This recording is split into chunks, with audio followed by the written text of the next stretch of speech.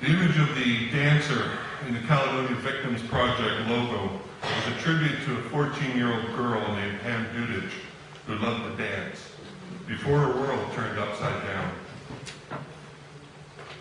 Pam lives on the 6th line in Caledonia. The OPP withdrew policing from her street on April 20th, 2006, after hundreds of native occupiers attacked them while they were trying to enforce a court order.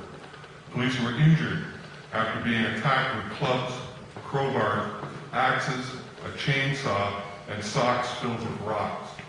And before I go on, I just want to tell you that all of the evidence, all the citations for every fact that I'm reciting tonight is going to be at helpless by blatchford.ca, and you'll be able to download all the documents yourself. It's on your program.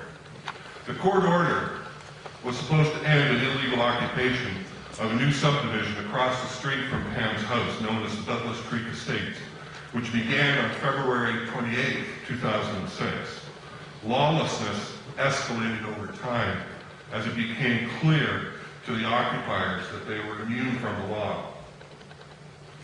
The worst of the violence occurred after May 3rd, 2006, when the former Minister of Community Safety and Correctional Services, Monty Pointer, acceded to the militants' demand not to call in the Canadian forces to protect Caledonia. That's his letter that he sent. So far, Native protesters have burned down a bridge and threatened to kill firefighters, attacked an elderly couple in their car, attacked journalists, assaulted and threatened residents, police, and one another, destroyed the area's hydro station, thrown a vehicle over a bridge, blocked the town's main roads and rail lines, attempted to murder a police officer, polluted the environment with tire and grass fires, extorted money from non-native landowners, and left a builder with permanent brain damage after beating him nearly to death in the home he was building for his daughter. In 2007, the CBC produced a documentary based on the 1,000+ hours of audio recordings of radio transmissions in our possession, proving that occupiers had actually authorized the shooting of civilians and police, among other depravities. It was pulled half an hour before airing, and the CBC still refuses to air it. We first met Pam Dudich and her family in March 2007. She produced a heartbreaking pamphlet for a school project. She called it Road of Hope, Help the 6th Line. And she wanted, and her family wanted the world to hear her words of pain. So we took her to Queen's Park to share her story at a news conference. Not a single journalist interviewed her afterwards.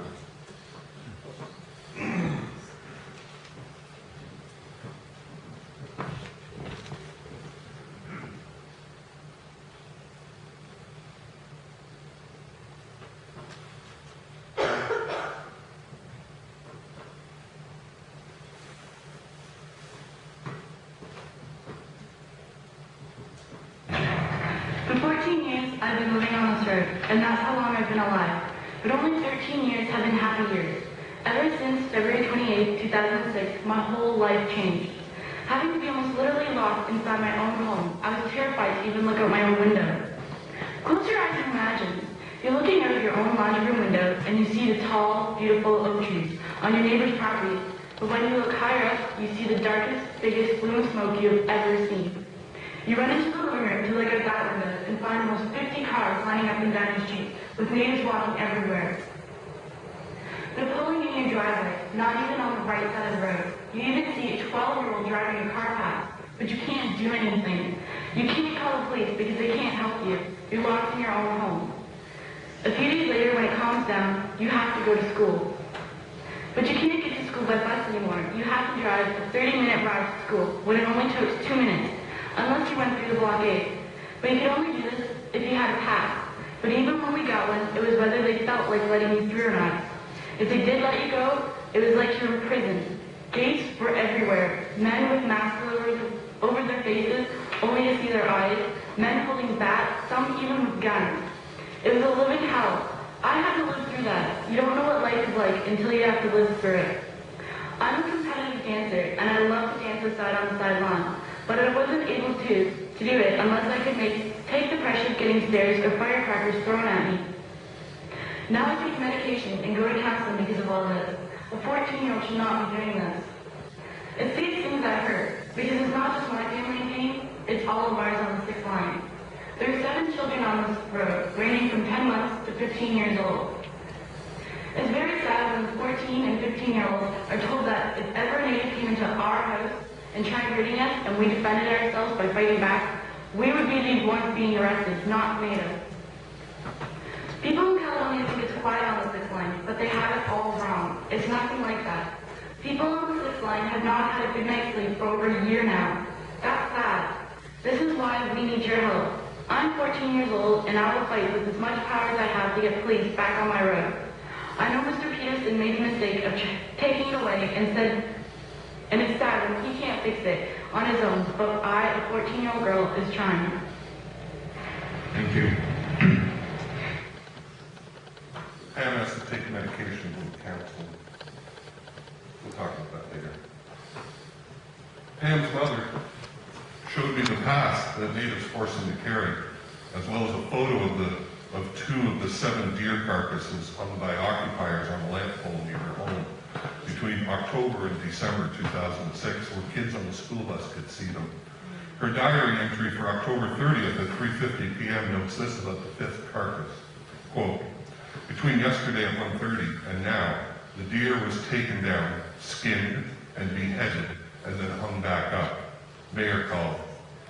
Quote, her mom wrote me saying, quote, seeing the deer each time gave you a sickening feeling in your gut. Another Caledonia resident asked me to share one of his experiences. Quote, the police and firemen were hiding behind my fence while a group of natives, brackets, terrorists, were lighting a fire behind my house. They said to my neighbor and myself, we cannot protect you or touch them. We were and are still treated as shit by the police. My trust in our system is gone forever. OPP testimony at the trial for the Brown-Chapwell lawsuit, which was heard and later cited by Christy Blatchford in Helpless, confirms the Haldeman OPP commander was ordered not to arrest rioting natives who he said were emboldened by the lack of police response. Residents were forced to stand guard one night at the home of a 92-year-old World War II veteran named Jack Dancy because OPP officers refused to stop native occupiers from throwing rocks at his house. And you're going to hear from the speaker, the former mayor of Haldeman tonight. She was there that night and she saw it with her own eyes. This war hero later showed me one of the rocks and tearfully told me, quote, I spent 5 years in hell for this country, and now I don't even know if the police will protect me. It wasn't worth it. In 2010, Pam's mother shared her feelings about the return of the OPP from the 6th line.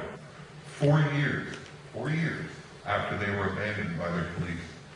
Quote, we've lost 4 years of our lives, which we'll never get back. I feel like Canada has let us down big time. For a land that is supposed to be free, we are prisoners of war who have been left to deal with this predicament on our own. As for policing back down here, yes, it's true. Do we feel any safer? No. False accusations of being white supremacists are common against non-native victims and activists, including for this event. Intimidation has also included physical assaults and death and torture threats. This charming cartoon here is typical. Are you white? Are you a complete failure? You want to avoid responsibility for your failure? Then citizens of Caledonia become a white supremacist.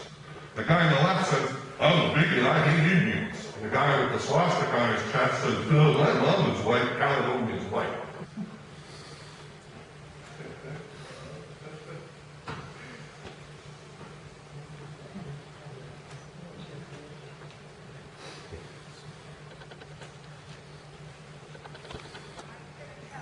Jeff Parkinson and Gary McHale after being in the hospital.